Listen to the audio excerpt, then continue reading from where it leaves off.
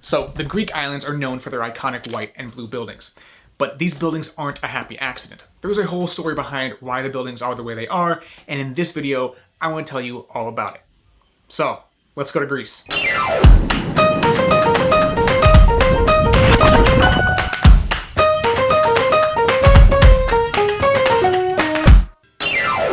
For the last 3 weeks, we've been bouncing around to some of the Greek islands, and it's been a blast. And as we've been doing so, I've noticed something very obvious about the buildings here. And it's that a large majority of them, if not almost all of them, are painted two colors, white and blue. And these are colors that you don't just see on the buildings, you kind of see everywhere.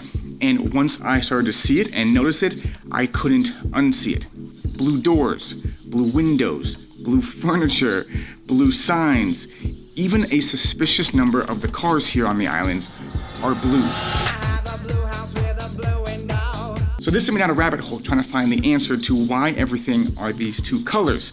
And the answer is gonna surprise you. I almost guarantee it. So let's talk about why all the buildings on the Greek islands are white and blue. The sights and sounds of Greece stun you nearly as much as the warmth of her climate and her people. The stage for 3,000 years of history. If we're going to answer this question, why white and blue, one of the first things we need to acknowledge is that's the sun. Because here on the islands in the summertime, it is extremely hot. Στο συνατική, ίσως αγγίξουμε και τους 39 και στα δυτικότερα τμήματα τους 40 βαθμούς. Πάλι τα ποσά θερμότητος. Very hot. So it is the middle of July right now, and I can confirm it's hot. And traditionally here on the Greek islands, the houses have been made of volcanic rock, which are blacks and darks and really good at absorbing the sun's heat. Is it hot in here or what? And so people would paint their houses, and you'd see light tans, maybe a light yellow, but predominantly white. So the first and most practical reason why people are painting their houses is to protect against the sun's heat. But this is where things get interesting, because in the 1930s, there's actually a law passed forcing people to paint their houses white.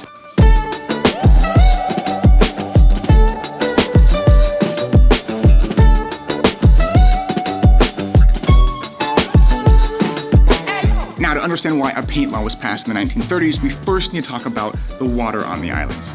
The water on the islands, even today, isn't really drinkable. And if you were to go back to the 1930s, you can imagine it was even less so. And in 1934, this led to a bit of a cholera outbreak. Cholera, in fact, is the most urgent problem of the new government. Flies and contaminated food and water helped to spread the epidemic, which has already hit many provinces and cities throughout the island. And as cholera was kind of making an outbreak through the islands, the leader at the time, he had an idea. He's like, you know what? We need to create a law. A law forcing everyone to paint their houses white. You serious? Sounds silly, but it actually makes sense because this white paint is made from a limestone composite.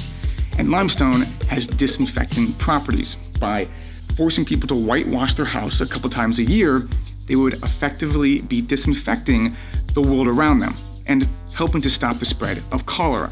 But that is not where the story ends. Oh no, because the plot thickens. There is a second paint law.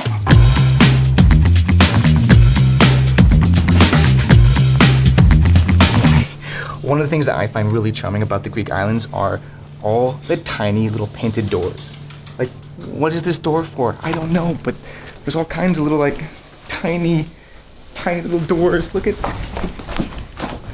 these tiny little doors. Like, who's walking through them? What are they used for? I don't know, but they are adorable. Greece, man, it's such a vibe.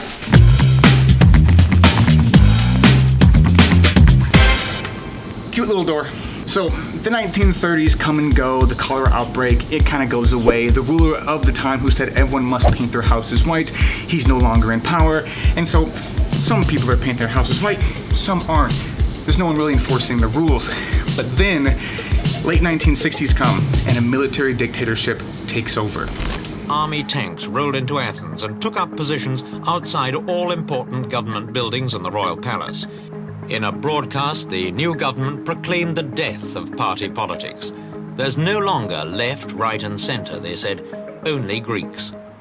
So the dictatorship comes in, they've just overthrew the government, and they're like, what can we do to unify everyone? And someone's like, I have an idea. Let's make a law. Oh boy, here we go again. You see where this is going? Yes, they make a second paint law, forcing everyone to paint their houses not only white, but blue this time, representing the national flag and the colors.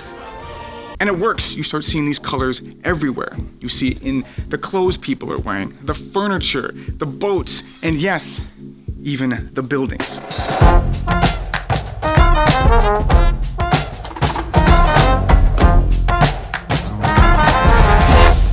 But of course, the dictatorship, it doesn't last. Greece today is a republic, but the damage has already been done because these two colors are here to stay. And so are the final piece of this puzzle, tourists.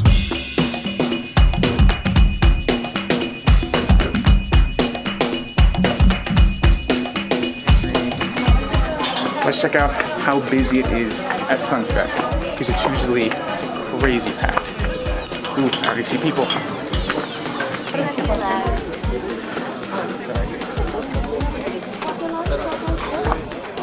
Ooh, this place is packed.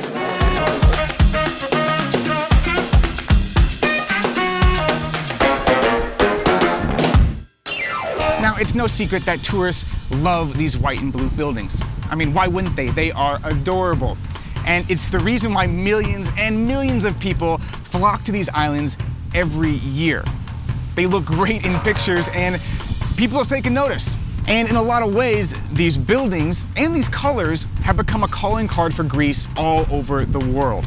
You can even argue that the dictatorship was kind of right, in that by forcing people to paint their houses white and blue, they brought together an entire nation and the people within it around an idea. And it worked. And that is it. Temperature, tourists, a disease, and a dictatorship are why all the houses on the Greek islands are white and blue. Bet you didn't see that coming. Peace from Greece. That rhymes. See you guys. All right, that is our video for today. If you like this video and you want to see more content just like it, head on over to the Bright Trip YouTube page. There is so much good stuff over there. And then if you want to see a full list of our travel courses, head on over to brighttrip.com. When you go to a place, you want to make sure that you're getting the most out of that experience, and these courses will help you do that. So, brighttrip.com, go check them out, and I will see you guys in the next video. Bye.